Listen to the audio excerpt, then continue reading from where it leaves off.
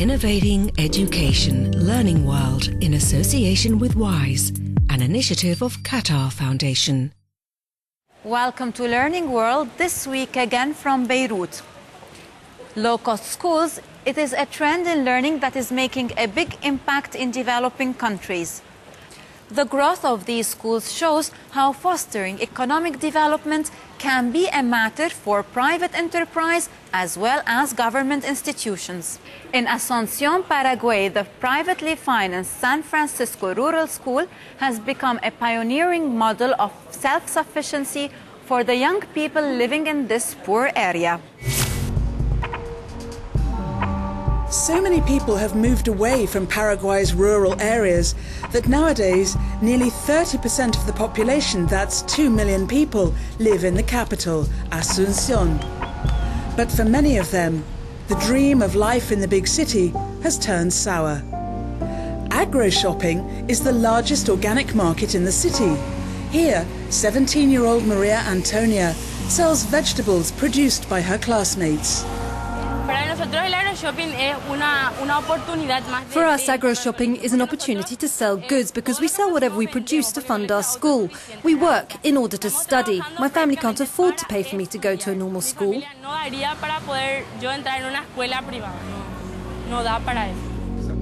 The San Francisco school is auto-financing as a result of a partnership with the Fundación Paraguaya.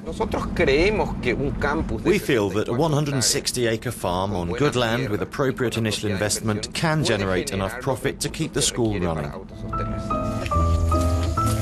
The pupils work on the small holding growing vegetables for about half the school day. The profits go to finance the running of the school, which also prides itself on its academic results. Here the teaching is intensive. We get both theory and practice, both of them. In a public school, I think that's rare.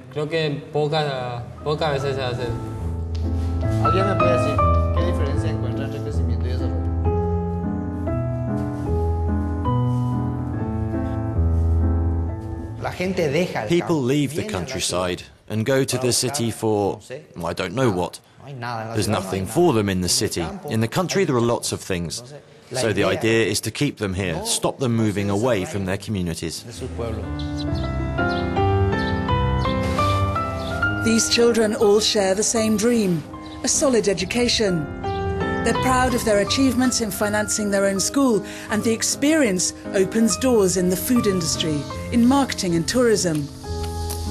Better still, old girls and boys of the school can in their turn get microfinancing from the Fundación Paraguaya to set up their own businesses.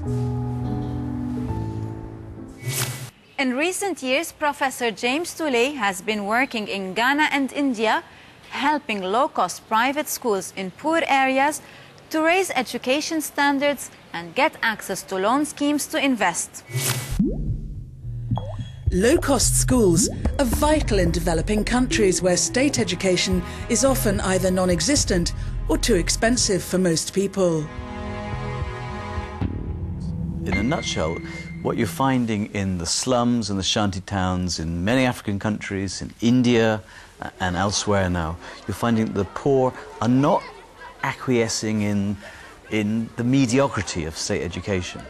They're sending their children to private schools that are set up by entrepreneurs in the slums themselves. They may be charged $2, $3, $4 equivalent per month, and they're serving the very poor. They're outperforming the government schools. Our research has shown that. And they're doing it for a fraction of the cost. French school. Right.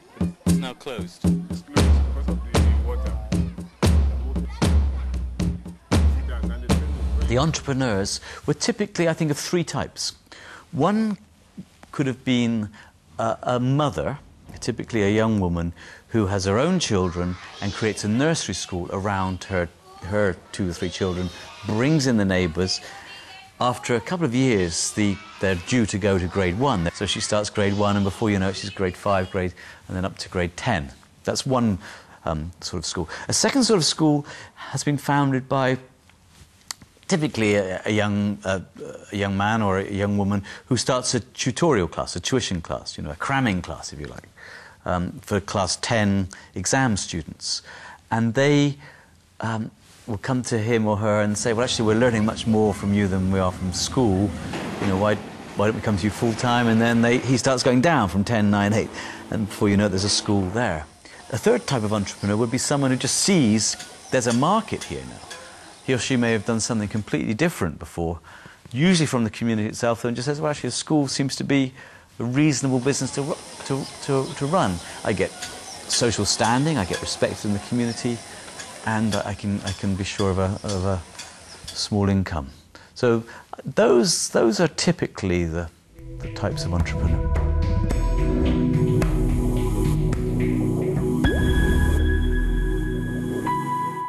Now an example of this trend.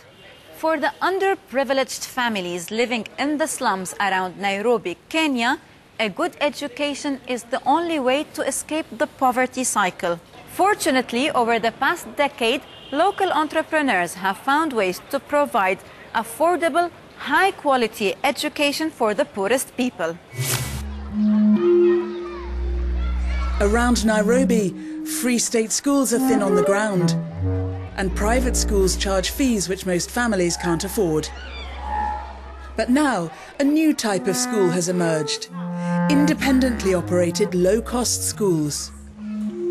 The Kenyan Independent School Association coordinates these new private schools, and there are now 1,500 of them, serving more than 500,000 deprived children. The Ministry of Education, through the Kenyan government, has assisted more than 300 schools in our membership. They have given them money to buy school supplies. It is called free primary education in Kenya.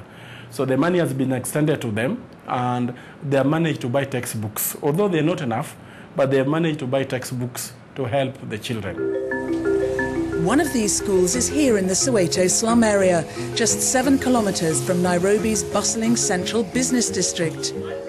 Originally just a kindergarten and a couple of temporary classrooms, it has expanded over the years and now provides both primary and secondary education in 22 classrooms to 1,200 students. Our parents send their children here, one, because of lack of planning for public school in this area, in the informal settlement area where we are, and two, good academic performance for our students, and three, the inefficiency because of big numbers of children in classes and few teachers in the public schools.